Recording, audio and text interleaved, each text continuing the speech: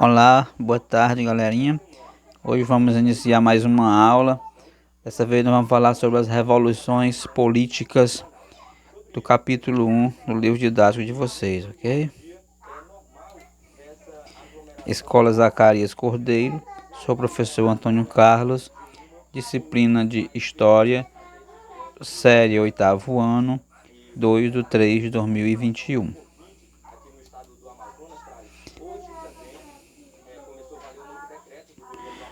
As revoluções políticas, diversas transformações econômicas e sociais ocorridas na Inglaterra entre os séculos XVI e XVII possibilitaram seu pioneirismo industrial. Nesse período, houve expansão do território do comércio marítimo, da indústria naval inglesa, bem como o aumento da produção do carvão mineral. No plano político, as estruturas remanescentes da ordem feudal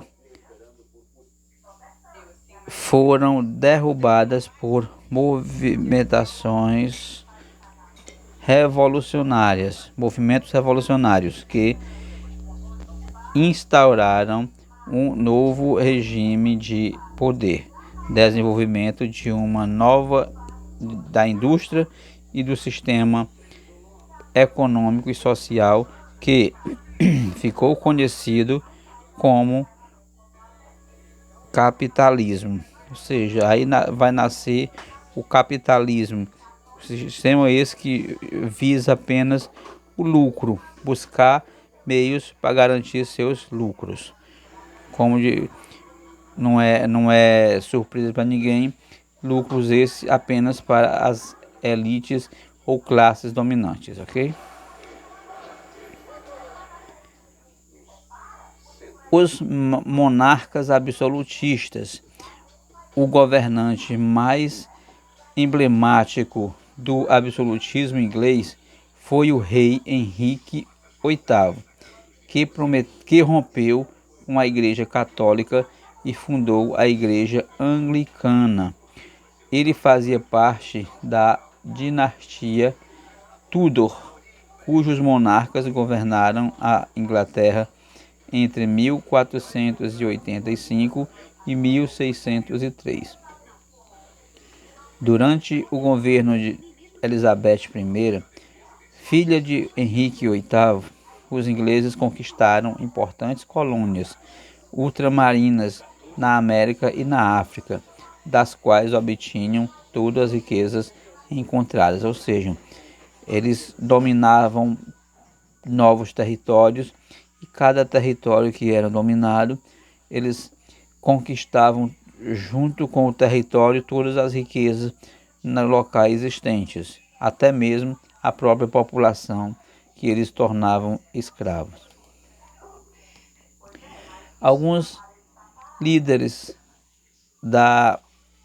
do absolutismo, pessoal, tem como o líder máximo o rei Luís XIV, que ele foi denominado como Rei Sol, um grande líder absolutista da nossa história. A Revolução Puritana, Elizabeth I não deixou herdeiros e o trono foi entregue aos Stuarts, que governavam a Escócia. Nos reinados de Jaime I e Carlos I, os conflitos entre monarquia e classes emergentes, os burgueses, se intensificaram. Os membros do parlamento exigiam mudanças na sociedade, no Estado e nas leis. Porém, Carlos I se recusou a atender às reivindicações e, em 1642, iniciou uma guerra civil que ficou conhecida como Revolução Puritana. Durante a guerra, a população se dividiu em dois grupos. De um lado, os realistas, que eram grandes proprietários rurais, conhecidos como os latifundiários, membros da igreja anglicana e apoiadores do rei. Do outro lado, os parlamentares, que eram contrários ao regime ou ao rei, eram puritanos, nobres e burgueses. A República de Cromwell.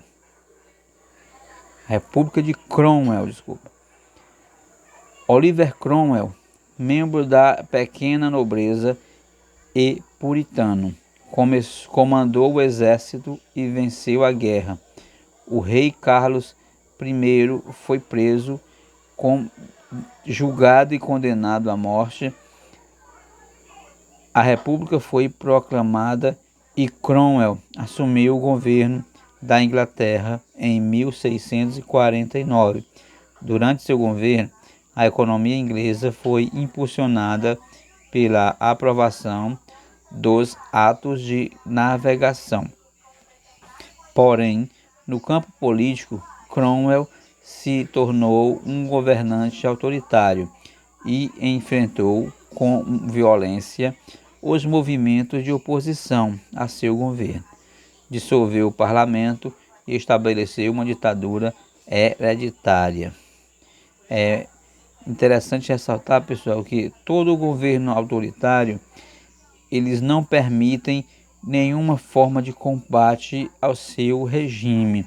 Então eles vão fazer o que? Vão reprimir esses movimentos de forma muito violenta, para que se tornem exemplo para que outros grupos se desestimulem a lutar contra o regime. Então, para aumentar ainda mais o seu poderio, o Cromwell instituiu a ditadura hereditária.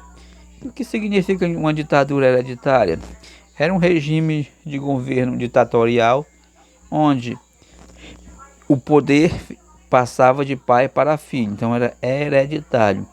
Caso acontecesse o falecimento do rei, o filho assumiria, e não uma outra pessoa de um outro grupo social ou de um outro grupo político contrário. Ele ficaria sempre na mesma família, ok? A Revolução Gloriosa. Com a restauração da monarquia, Carlos II assumiu o trono e comprometeu-se a se submeter ao parlamento. Em 1685, foi substituído por seu irmão, o Jaime II, que era católico.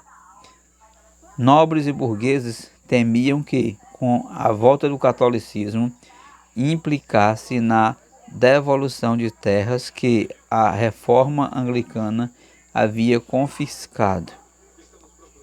Para não correrem riscos, os nobres afastaram Jaime II do poder e em 1689 entregaram o trono ao protestante holandês Guilherme de Orange, casado com Maria Stuart, filha de Jaime II, que sem condições de reagir à tomada do poder, Jaime II fugiu para a França e a Revolução Gloriosa triunfou sem derramamento de sangue. Isso é importante ressaltar, pessoal, que essa Revolução Gloriosa ela foi possível graças ao enfraquecimento de Jaime II. Ele se viu fragilizado, sem condições de reagir, sem poder fazer nenhuma reação, nenhuma repressão aos grupos de oposição, aos grupos opositores. Então, o único meio que ele encontrou foi fugir para a França. Então, a revolução ocorreu sem que houvesse nenhum conflito armado, ok? Por isso não teve derramamento de sangue. Bom, galerinha, por hoje é só. Um forte abraço a todos. Vamos fazer a atividade da página 20. Bons estudos. Até a próxima oportunidade, se Deus quiser. Forte abraço a todos.